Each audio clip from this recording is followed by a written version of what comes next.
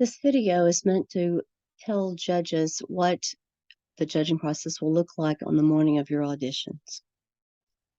On the morning of auditions, the event manager will share a spreadsheet with you that each voice part has. Each voice part will have tabs along the bottom of the spreadsheet for the particular judges. If the junior high event, there'll be 3 judges. If there's a senior high event, it'll be 5 judges. So you'll know what your judging number is when you get your assignment that morning, and it's important that you stay only on that tab of the spreadsheet all day long. Once you arrive at the audition site and you get onto their Wi-Fi, the first thing you need to do after you open the spreadsheet is go to File, Make Available Offline. By doing this, you'll be able to enter scores all day long, even if there is a problem with the Wi-Fi connection. And then if that were to happen, when you do get back on Wi-Fi, the entries would just auto-populate into the master tabulation spreadsheet. As you see, each song is slightly shaded in a different shade so that it's easy to tell which song you're on.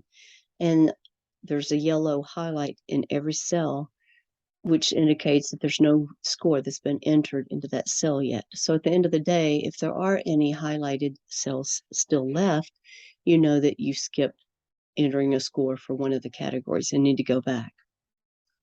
In column A, the student ID numbers are listed in the order that students will be coming into the room.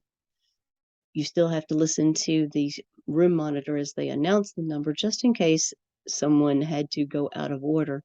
But in general, this should be the number that students enter in. There's a drop-down menu that you can use to enter scores, or you can simply enter it using the device. I'm going to enter a few scores to show you what it looks like. Notice if I try to give a score that is above what the range is for that cell, it'll automatically pop up as an error and won't accept that score.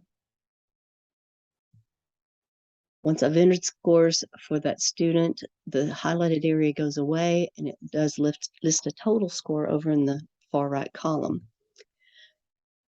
You need to then use this spreadsheet or this list that we'll have in the room as a checkoff list and write that total score next to the ID so that we have a double check in place at the end of the day.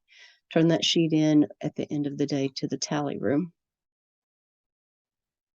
If a student is a no-show, you will put NS in the first column under accuracy for song 1. You can type it in if you want to rather than using that drop down. You don't have to go in and put it in every cell all the way across, but if you want the yellow highlighted color to go away, you will need to do that. It's totally up to you as to whether or not you choose to do that. Please make sure that you are using the rubric as you judge. This form will be available to you at the audition site. It should be furnished by the event chairperson. It'll also be posted on the website under the forms page. Please become familiar with the different descriptors in each box and the range of scores that are allowed for that descriptor.